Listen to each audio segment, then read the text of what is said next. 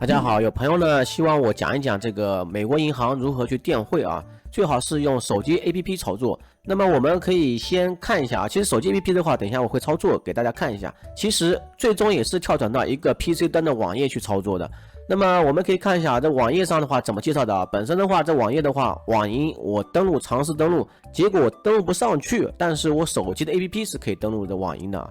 那么如果说换了我现在的情况的话，我手机上也可以操作。我现在打开的网页呢，是一个被我翻译过的啊双语对照的网页。那么这个的话，英语和汉语都有啊。这边的话，他就讲了啊，这个汇款的问题，国际电汇。他这边国际电汇呢，跟中国有点不一样啊。一般来说的话，我们汇款的话都是汇款美元啊，他这边的话可以多个币种，但是呢，这边有坑的地方，等一下我会说啊，哪里有坑。默认如果说你是电脑打开的话，那么你就点这里登录啊，然后就可以国际电汇了。如果说你不知道网址的话，你可以搜索这个 International Wire Transfers 啊，然后呢再输入 Bank of America 啊，然后就可以谷歌找结果嘛，然后就找到了啊网页。它这边呢会推荐你要么选择外币，要么选择这个美元啊。然后呢我们可以看一下啊，如果说它是国内电汇的，美国汇款美国的啊，比如说你从加州汇款到德州的话，它是收美元的30美元啊。那如果说你发外币出站国际电汇，就是说如果说你在美国啊把人民币从美国汇款到中国的银行，但是呢有个问题，就是说美国银行是不接受人民币存款的，美国银行也不提供多币种的外币存款账户的。那这种情况的话，你不得不去把美元兑换成人民币，那这样的话会有问题啊，等一下我会说的问题。而且你发现没有，它这个如果说用人民币汇款的话，结果这边费用是0元啊，特别划算，是不是？而且他还推荐你用人民币啊或者外币啊来说去国际电汇。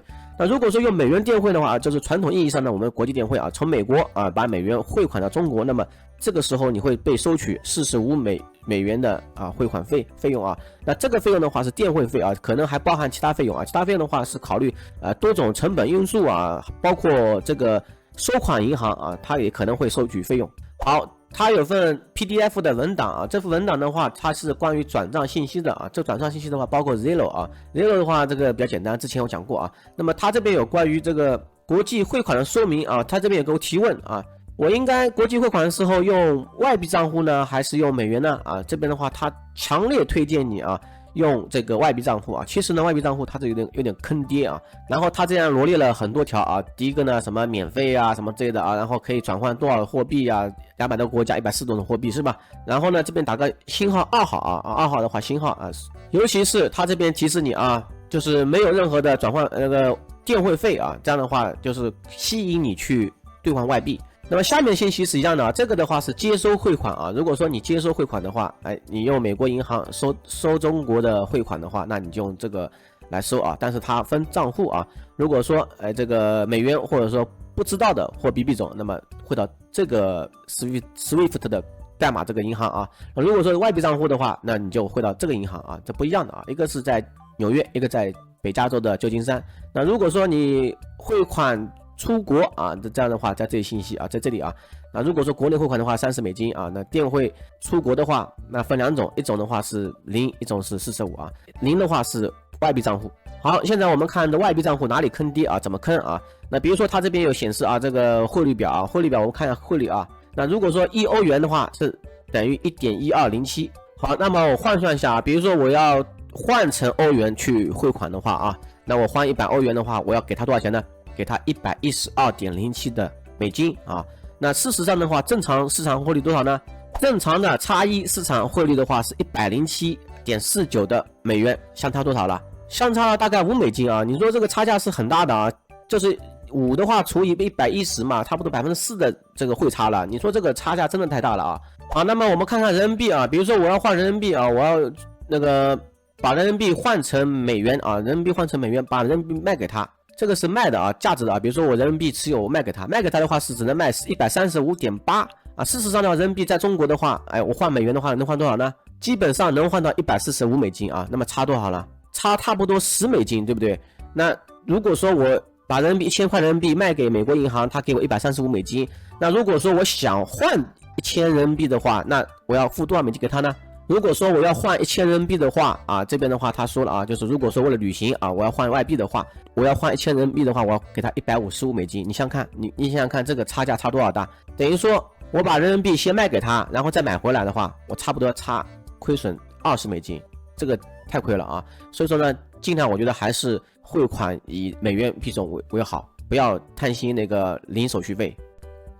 好，我现在打开的 APP 呢是美国银行的 APP， 然后呢，我这边下面的话选择 Transfer 啊这个地方，然后上面不顶部嘛，不是有 How can we help 啊，然后点一下，它进入个人工智能助手啊，然后我可以输入一下英文，然后 International 啊，然后 Wire Transfer 啊，就电汇转账的意思。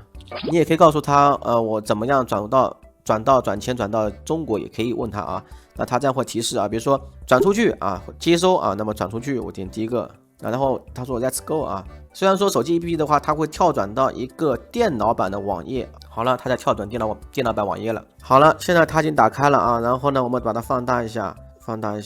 然后它这边呢，第一个呢是自己账户啊，第二个呢是到别的银行，第三个呢是到国内电汇和国际电汇啊，第三个。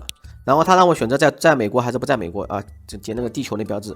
好，这个时候呢，我们打开了之后啊，然后这边的话，它就是让我选择啊，第一个是选择这个国际的啊，之前的下面的话是个介绍啊，这个介绍我们就不看了啊，就是跟一样的啊。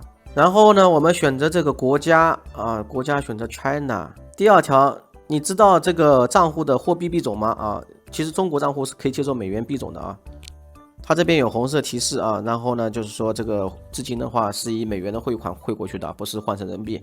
然后接受人的话是性质是个人账户还是商业账户？然后这个账户是谁的呢？啊，是别人的还是自己的？比如说一般自己的话就比较好一些啊。然后输入名字、地址、城市，然后选择国家、邮编啊，这个账户的一些昵称啊，然后还标注备注。那么下面的话选择很重要的信息就是选择这个银行啊，我现在要把这个国家先选择一下。好了，我现在选择这个银行啊，银行的话，它会让你提供这个 SWIFT 代码啊，然后你最好用 SWIFT 代码，因为的话，这个如果选银行的话，其实也可以选啊，但是我刚才试过了啊，选银行的话，你真的是太多银行了啊。那比如说这个银行，你看这么多，看里面这么多银行啊，中国有很多银行啊，因为很多外国银行也在中国开分店，比如说 Bank of 贵州啊，贵州银行、海南银行，你这个选择太麻烦了，而且英文开头的话，基本上都是按 Bank 开头的啊，所以说特别麻烦。那么我就还是用这个 Swift Code 吧。